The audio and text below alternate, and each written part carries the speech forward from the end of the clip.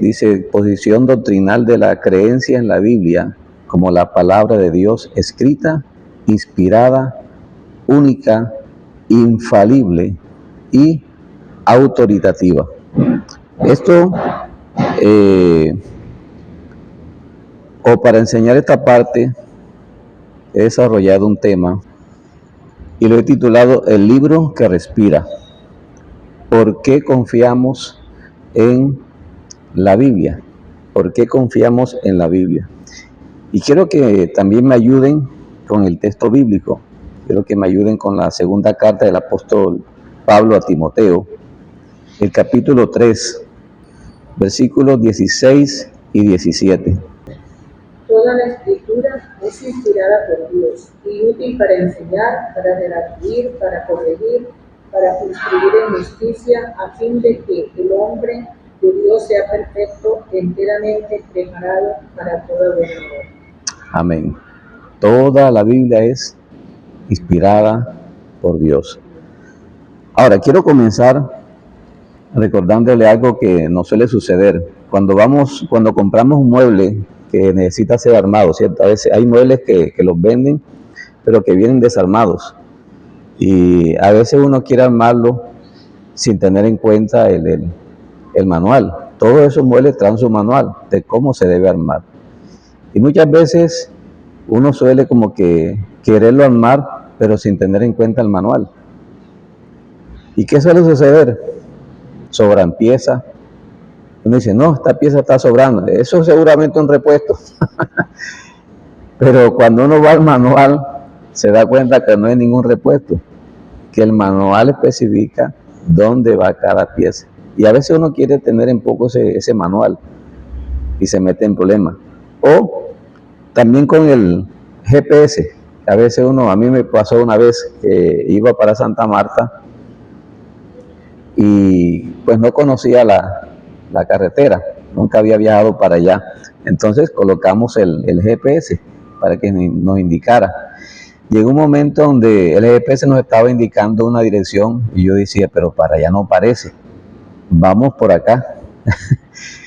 Nos metimos a un pueblo que nos costó salir de ahí después. Cuando logramos salir, logramos conectar la vía donde el GPS me estaba diciendo que debía seguir.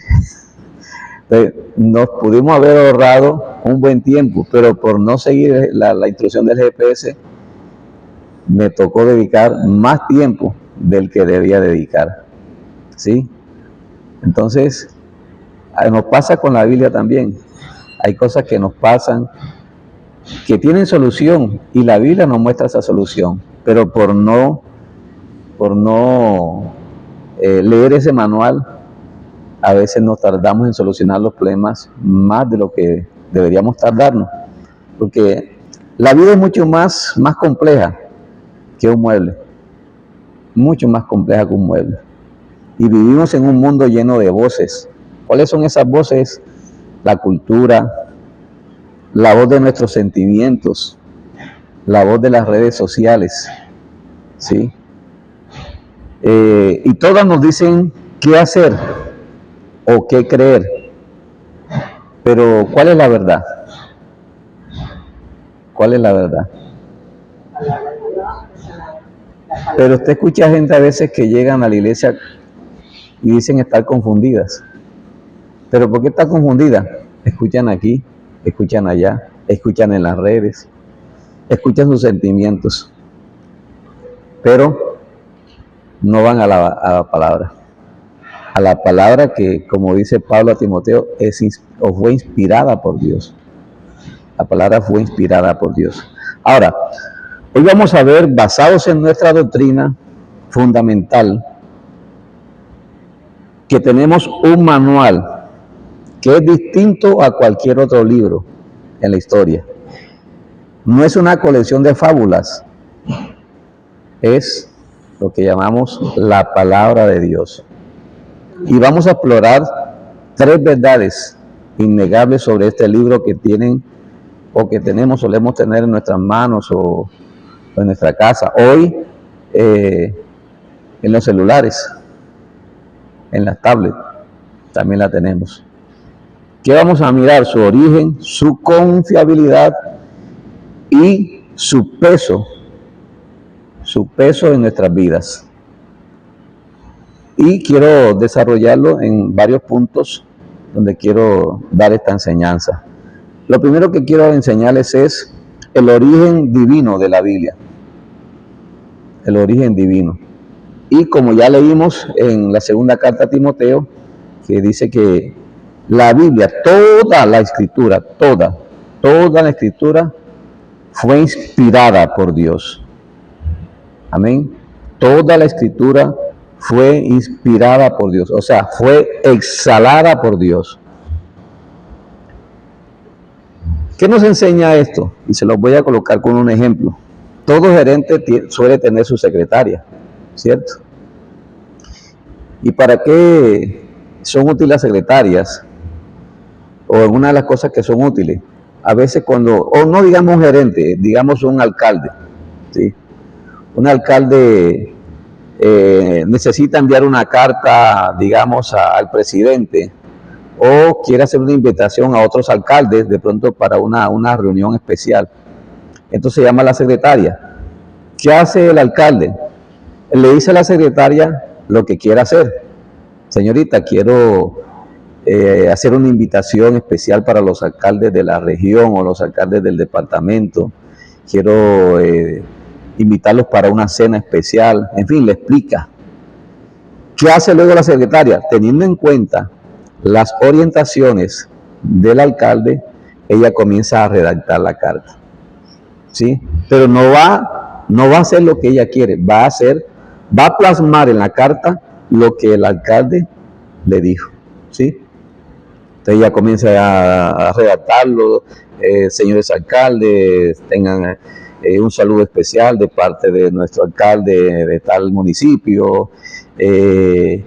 Queremos hacerle una invitación para tal fecha, ¿sí? Ahora, ¿qué hizo el alcalde? El alcalde lo que hizo fue inspirar, o sea, exhalar una idea en la vida de esa persona, en la secretaria. ¿Y qué hizo la secretaria? Redactar esa carta, ¿sí? Redactarla con sus palabras, teniendo en cuenta la esencia. ¿Cuál es la esencia? Lo que el alcalde quiere que se plasme en esa carta, ¿sí? Ya la secretaria, con sus palabras, va a hacerlo. Ahora, ¿qué nos enseña Pablo con esta presión de que toda la escritura es inspirada por Dios? Dios inspiró, Dios exhaló, o sea, la idea en la vida de esas personas, que fueron muchas personas a las cuales Dios usó, y en diferentes continentes incluso, lugares muy distantes, pero Dios inspiró a esas personas para que escribieran sin anular su carácter. Dios no anuló el carácter de esa persona, sino que lo que hizo fue colocar en el corazón de esa persona la idea que él quería que se escribiera en la escritura, y así hizo con todos. Ahora, creo que leamos un momento en la segunda carta de Pedro, capítulo 1, versículo 21. Segunda carta de Pedro, capítulo 1, versículo 21.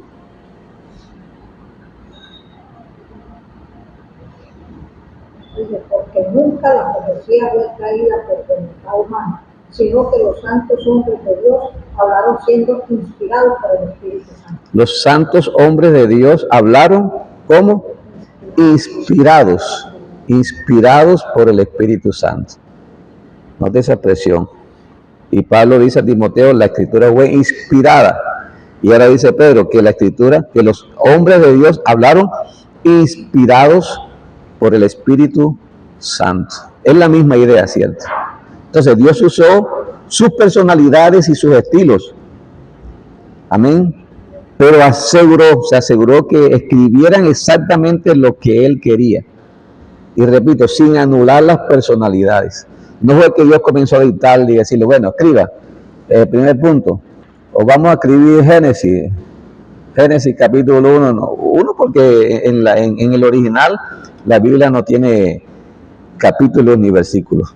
Esta idea surgió más adelante para darnos una ayuda a nosotros, ¿sí? Al momento de leer la escritura, pero en los textos originales no hay estas clases de divisiones que hoy nosotros tenemos. Entonces, el Espíritu Santo no cogió al hombre y decirle, bueno, una voz audible que le decía, escribe, no, sino que los inspiró. En su corazón sembró la idea y ellos comenzaron a profetizar y otros comenzaron a escribir, ¿sí? Y como les digo, desde diferentes lugares, diferentes personas, Dios las usó para que escribieran esto. Ahora, esto con respecto al origen de la Biblia. Quiero hablarles de la unicidad ahora de la Biblia. Y quiero que piensen en esto por un momento. La Biblia fue escrita en un periodo de 1500 años. 1500 años por más de 40 autores diferentes. Entre esos están reyes, hay pescadores, médicos, pastores, personas que incluso vivieron en continentes diferentes. Sin embargo, cuentan una sola historia unificada, el plan de Dios para salvar al hombre. Y es tremendo, ¿no? Porque de pronto si Dios hubiese usado a personas de un mismo lugar, uno diría, no, se pusieron de acuerdo, pero no. Para evitar eso, Dios usó personas de lugares muy distantes y de jerarquías muy diferentes, ¿sí? David, que escribió los Salmos, Pedro, que escribió cartas, y que era Pedro un pescador, David era rey, Pedro era un pescador nomás, ¿sí? Pero cuando uno lee todos esos textos, todos apuntan a una sola cosa, el plan de salvación de Dios para el ser humano. Amén. Ahora, cuando abrimos la Biblia, no estamos leyendo la opinión de Pablo ni las memorias de Pedro. Estamos escuchando el aliento de Dios. Eso es lo que escuchamos en la Biblia, el aliento de Dios. Y por lo tanto hay que agradecer el hecho de que tengamos este libro hoy en nuestras manos. En nuestra cultura ya no se suele agradecer tanto cuando nos regalan una Biblia, ¿sí? En el caso mío, mi papá me regaló la primera Biblia cuando yo no era cristiano. Y bueno, yo le di gracias en un cumpleaños y la guardé. Duró guardada en el closet varios años hasta que llegué al Señor y me acordé de esa Biblia y la voy a buscar. Luego yo le regalé a mi esposa, siendo novios, en un cumpleaños le regalé una Biblia, ¿sí? Le regalé una Biblia a Rey. Yo creo que todavía no éramos cristianos, pero no recuerdo. Le regalé una Biblia a Rey. Pero entonces la toma uno como algo, una Biblia.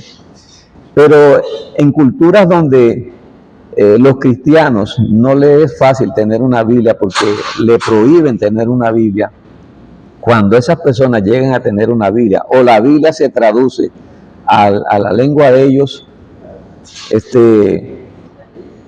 el gesto de alegría en esa gente es impresionante. Se alegran de una forma impresionante. Lo que nos falta a nosotros para valorar más lo que tenemos en nuestra mano. Porque hoy uno va a una librería y una Biblia de todos los precios, de todas las calidades. Pero hay lugares donde tenerla no es fácil. Y cuando la llegan a tener, la alegría es inmensa. Lo otro que quiero hablarles es, la Biblia es infalible. Y quiero hablarles de una verdad segura. Una verdad segura, porque la Biblia es infalible. En el ensayo, una de las cosas que hago es eso, afirmar que la Escritura es infalible. La Escritura es infalible. ¿Qué significa esto? Sencillo, Dios no miente. Dios no miente. Y dice la Biblia que Él no es hombre para mentir, ni hijo de hombre para que se arrepienta. Ahora, si Dios es perfecto, su palabra es digna de confianza entonces. Si nosotros tenemos ese concepto, debemos entonces confiar en que este libro, todo lo que está escrito aquí, es la verdad de Dios. Las noticias cambian. Los libros de ciencia se reescriben. Hoy, por lo menos un filósofo hoy dijo una cosa, mañana otro lo refuta. Porque se da cuenta que el que este dijo no estaba en lo cierto. Y llegó otro en otro tiempo y dijo, se equivocó. Entonces se reescriben libros de ciencia, de filosofía. ¿Sí? Porque se dieron cuenta que no era la verdad, que ahora aparece otra verdad. Pero la Biblia han tratado de refutarla muchas veces, pero muchas veces. Y gente de conocimiento profundo en letras. Pero, ¿qué termina sucediendo? Que todas esas personas que han tratado de refutar la palabra terminan concluyendo de que este libro no fue escrito por una persona simplemente porque quiso escribir, sino que hubo una mente superior que inspiró a esas personas. Una vez me regalaron un libro que tiene que ver con la arqueología bíblica. Arqueólogos que fueron a esos lugares de donde que habla la Biblia para tratar de refutar la palabra, ¿sí? Haciendo creer de que esos nombres que aparecen ahí, que eso no existieron. Y resulta que se encontraron con que aparecieron tablillas con esos nombres escritos que están en la palabra. ¿Y qué terminó sucediendo? Terminaron reconociendo a Jesucristo como Señor y Salvador. Entonces, aunque los libros terminan refutándose, la Biblia nadie ha podido refutarla, nadie, porque aquí está la verdad de Dios. Y desde sus inicios hasta el día de hoy, sigue siendo la misma palabra. Y como dice ella, cielo y tierra pasarán, mas mi palabra no pasará. Ahora, infalibilidad, ¿qué significa? La infalibilidad significa que la Biblia cumple perfectamente su propósito, revelando a Dios y mostrándonos el camino de salvación. No falla para nada. No nos va a guiar a un error, nos guía a la verdad de Dios. Entonces, ¿puedes edificar tu vida sobre ella? Lo podemos hacer con toda confianza. Cuando la Biblia promete que Dios estará con nosotros, es un cheque al portador, que no va a rebotar. Un cheque con fondo. Sí, con fondo, sí. hay cheque que cuando lo van a cambiar, no, aquí no hay fondo. Suele suceder muchas veces. Pero este es un cheque que tiene la certeza uno que sí hay fondo, que lo puede meter a un banco porque tiene con qué responder la persona. No va a rebotar. Entonces, en un mundo donde hay tantas mentiras, esta es la única buena noticia. La Biblia 100% está verificada por el cielo, ¿sí? Dios dice, esta es mi verdad. Ahora, lo tercero que quiero hablarle, la voz de mando. La Biblia es autoritativa. Finalmente, en el ensayo enseño que la Biblia es autoritativa, ¿sí? Y hay una expresión, sola escritura, ¿sí? De Martín Lutero, sola escritura. Esto significa que ni la tradición, ni lo que yo siento en mi corazón, ni lo que dice la sociedad está por encima de la Biblia. La Biblia es el juez final, ¿sí? La Biblia es el juez final. No importando lo que otros digan, aún teólogos que de pronto quieren dar interpretaciones de la Biblia y terminan errados, pero no es porque la Biblia esté errada, es porque la persona se equivocó en su interpretación. A veces decimos, yo sé que la Biblia dice que debo perdonar, pero yo siento mucho rencor. Yo siento mucho rencor. La autoridad bíblica significa que mis sentimientos se someten a la autoridad. No es la Biblia la que se somete a los sentimientos, sino mis sentimientos deben someterse a la autoridad. Yo monté un video a TikTok donde hablaba acerca del perdón en la pareja. Y varios me escribieron, ¿no? Claro, ¿por qué no le dice esto a una mujer que está siendo golpeada o está siendo violada por el esposo? Y sí, son casos donde uno dice, bueno, caramba, ¿qué? Y el tema del perdón Imagínense Dios mirando al ser humano en todo lo que estaba haciendo. ¿Qué hubiese dicho Dios? Que se pierdan. Es el único que pudiera haber dicho lo que decimos. Exactamente, tenía esa... No queremos perdonar y después no sé lo que le dijo. Sí, claro, no tiene perdón de Dios. Tenemos ese dicho, ¿no? Eso no tiene perdón de Dios. Imagínense, Dios si envió a su Hijo a morir por nosotros. Pero muchas veces nos basamos en el sentimiento que tenemos para decir, no lo voy a hacer. Y aunque leamos, y a veces nos pasa a nosotros como creyentes, aunque conocemos esto, nos aferramos al sentimiento y no a la palabra de Dios. Y nos quedamos, no, es que me hizo, es que me dijo. Sí, pero ¿qué dice la palabra? No podemos pretender, repito, no podemos pretender que la palabra se someta a mis sentimientos. Yo tengo que someter mis sentimientos a la palabra de Dios. Entonces, no es una autoridad para aplastarnos, eso sí. O sea, no es un tirano, la Biblia no es un tirano. Es una autoridad para redimirnos. Como un buen médico, el médico tiene autoridad para decirte qué medicina tomar para sanar. El médico le puede decir a usted, tiene cáncer, pero no quiere decir que el médico lo está aplastando, no, le está mostrando una situación que usted tiene, pero a la vez le muestra la medicina. Usted tiene cáncer, pero vamos a comenzar un proceso, ¿sí? Que muchas veces termina en un control del cáncer y la persona dura muchos más años.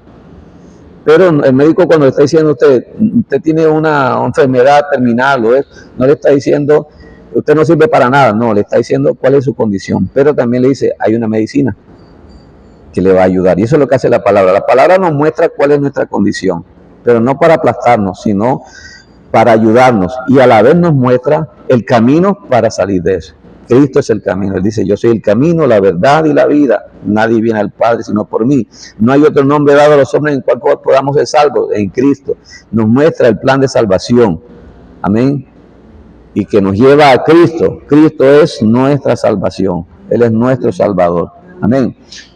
Entonces la Biblia tiene autoridad para decirnos cómo vivir para ser plenos, ¿sí? Para llevar una vida plena, una vida abundante. Conclusión. Hay un resumen. Hemos visto que este libro es único, viene de Dios, o sea que es inspirada, no falla, es infalible y manda sobre todo, ¿sí? Es la verdad de Dios.